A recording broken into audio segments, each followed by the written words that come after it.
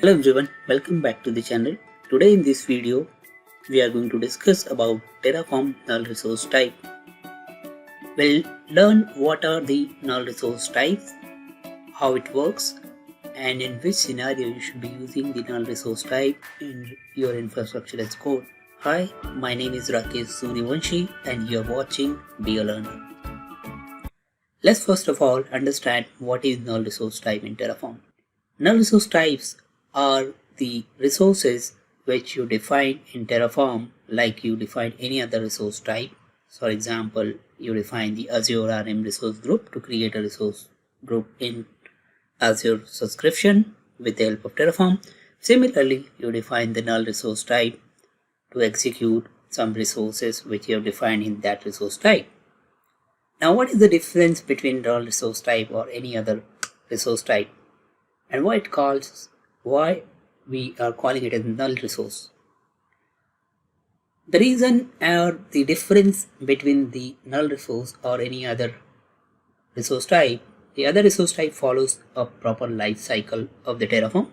For example, when you declare the resource type and when you execute those resource type using the Terraform plan and apply command, it manages the state of the resources so that later in the stage, let's say if you modify the definition of the resource type, for example, let's say in the process of creating a resource group in Azure, or in the process of creating the storage account in Azure, you define the storage account attributes in your resource type. You deploy that storage account definition into your Azure subscription. And now if you change the definition, let's say if you're changing some attributes, let's say you're changing the tag attribute to modify the tag of your storage account, and when you run the Terraform plan, it shows the different that this is what the changes you are trying to deploy, and that's when the state or the life cycle keeps maintained by the Terraform providers, right? Whereas in the case of null resource type, when you define the resource type, you define what do you want to do with that null resource type. For example, do you want to run certain commands? Do you want to do some file reading or things like that?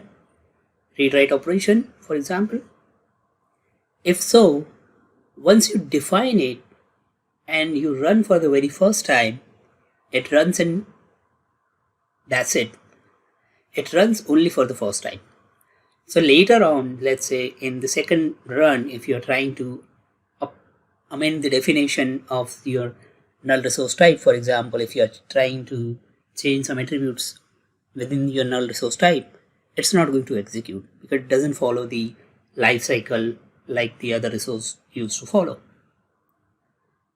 Then you might be asking, if that's the case, then what is the point of using the null resource type? Well, in this case, with the null resource type, you have the trigger attribute, which you can use to define the trigger for your null resource type. For example, with the help of trigger, you can decide when exactly you would like to execute this null resource type. Do you want to execute this null resource type provider after creating certain storage accounts, or after creating some virtual machines, or after having some setup completed, then you want to execute this thing? Or let's say if you execute this null resource type when you have any number of virtual machines added to your infrastructure, then execute this particular PowerShell command, or something is done, then just try and ping that particular target endpoint if it is available. So things like that, if you want to do that kind of operation, then you can use the null resource type for these kind of execution. So let's see in the demonstration how it works and how we can use this in our Terraform infrastructure as code. So here I have the code for creating the storage account, and after creating a storage account, I would like to create a container. So at the moment you can see that I'm creating multiple storage accounts with the help of count loop. For this demonstration, I would just like to create a container inside the storage account. I'm going to use just very first storage account for reference. So let's use the null resource type. To define a null resource type, you need to use resource tag and then use null underscore resource. Give it a name of instance name of null resource type. Let's say we would like to create a container, so we say create container, for example. Here in the null resource type, we would like to perform some actions. And to perform the actions, you have this special type of resource in Terraform, which is called provisioners. So provisioners are the type of actions which you would like to perform with the help of Terraform. The provisioners actions are basically the type of task which you would like to run, so there are multiple type of provisioners available in Terraform, like you have file provisioner, remote provisioner, and local provisioner. In this case, we are going to use the local provisioner. We will look at the detail of the provisioner in some other video, but for now you understand, just to get an idea, just to get an idea, we are going to use the local provisioner so that we can run the command line locally from the system from where this Terraform is going to be executed. So let's say if this Terraform is executing from my local machine, then the local provisioner will run the command from my local machine. Okay, let's redefine the provisioners. You can define the provisioner here like this. You can use local exe and then you can define commands inside it. So I can run az axis key, for example. I'll double check the exact attribute name. Similarly, the storage account name, for now I'm going to use the same thing. For example, 0th index from this variable dot 0th index, and this is what it is. That's it. Simple as that. So what we are saying, run this null execute provisioner after creating this storage account. So what will happen now, if I'm going to create the storage account, it will create the storage account and run this null resource provider for the very first time. Let's run that Terraform plan just to validate our code. So our plan says it is going to create 4 storage account and a null resource. The execution is completed. It has created 3 storage accounts, and in one of the very first storage account, it has created a container called my container. Let's go and verify in Azure portal. So here are our storage accounts. Now if I go to the very first storage account, which is starting from 0th index, we have this my container created just a moment ago. And if I go to any other containers, any other storage accounts, we don't have the container created. That proves our null resource provider script or command, either CLI commands, are working fine. Now let's do one thing. Let's try to amend this command. For example, instead of running the command for 0th storage account, let's run for the first storage account, which is the first index storage account, which is the second storage account. Now if I do so, earlier I mentioned, if you remember, I mentioned that the null resource provider only run once and it doesn't follow the state. So even though I'm changing the commands or changing the configuration of the null resource type, then still it's not going to execute. Let's see if it is the case.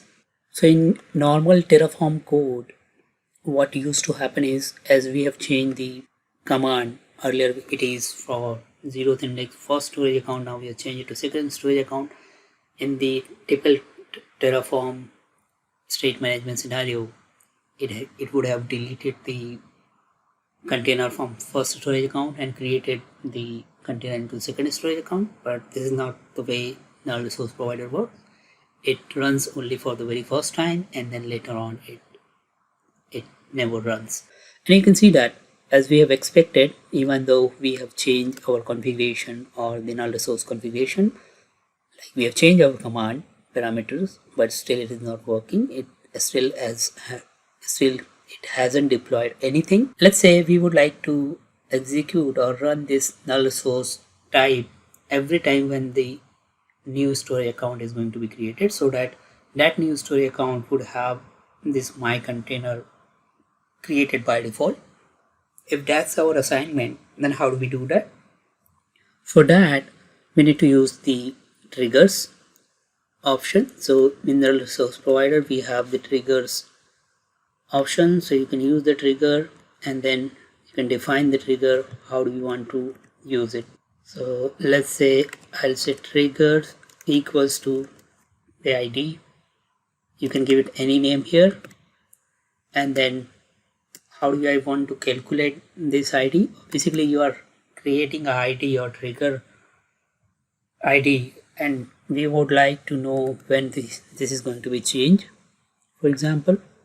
So let's say if we would like to run or generate this ID with the combination of storage ID, so it will generate the ID like storage ID, account resource ID 1, storage account resource ID 2, 3, 4, something like that.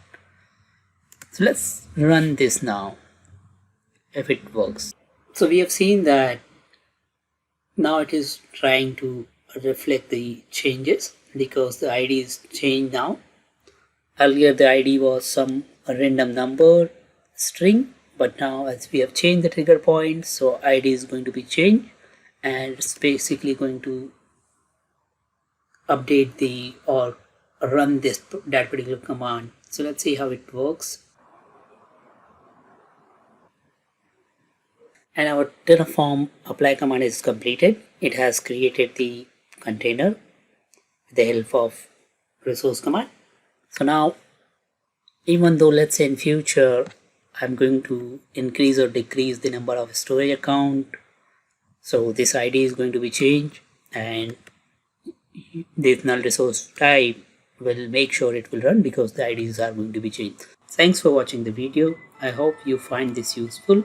If it is, please give it a thumbs up and don't forget to subscribe to the channel. Thanks again.